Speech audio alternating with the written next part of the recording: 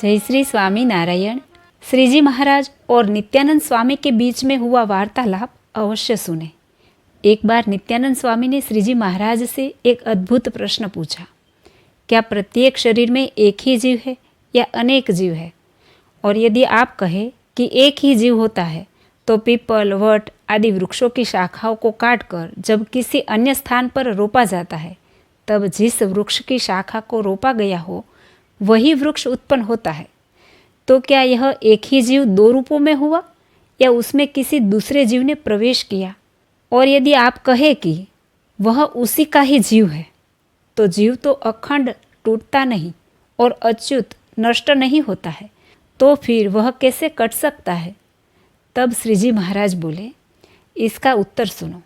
श्री कृष्ण भगवान है जिनकी दो शक्तियाँ हैं, पुरुष और प्रकृति। वे ही सृष्टि की उत्पत्ति, स्थिति और प्रलय का कारण है। भगवान पुरुष प्रकृति रूप अपनी दोनों शक्तियों को लेकर विराट रूप को धारण करते हैं। वह विराट रूपधारी भगवान ब्रह्मा आदि से लेकर स्तंभ पर्यंत समग्र जीवों की उत्पत्ति करते हैं। प्रथम ब्राह्म्य कल्प में वे स्वयं अपने अंगों से ब्रह्मा आदि जीवों को उत्पन्न करते हैं और पद्म कल्प में वे ब्रह्मा रूप में होकर मरीचि आदि को उत्पन्न करते हैं। फिर कश्यप और दक्ष रूप में होकर देव, दैत्य, मनुष्य, पशु, पक्षी आदि समस्त स्थावर जंगम, चल और अचल जीवों को उत्पन्न करते हैं।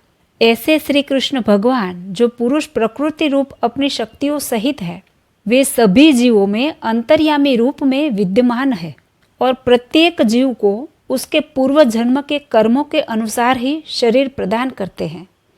जो जीव पहले जन्म में कुछ कर्म सत्वगुण प्रधान होकर करता है, कुछ रजोगुण प्रधान और कुछ तमोगुण प्रदान करता है, तो उन कर्मों के अनुसार भगवान उस जीव को उत्पत्ति के 4 प्रकारों में से उद्बीज, जरायुज, स्वेदज और अंडज किसी एक जाति का शरीर प्रदान करते हैं। उसी अनुसार वह जीव सुख दुख रूप कर्मों के फल को भोगता है और उन जीवों के कर्मों के अनुसार ही उनके शरीरों से अन्य शरीरों की उत्पत्ति होती है।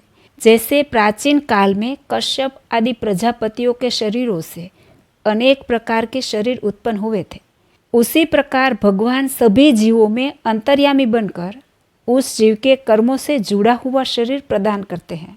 परंतु जिस जीव के शरीर से दूसरे शरीर की उत्पत्ति होती है, वह जीव स्वयं अनेक रूपों में नहीं होता, बल्कि जिन कर्मों से जिस दूसरे शरीर की उत्पत्ति संभव हो, वहाँ भगवान उसी जीव के माध्यम से उसे उत्पन्न करते हैं। जय श्री स्वामी नारायण।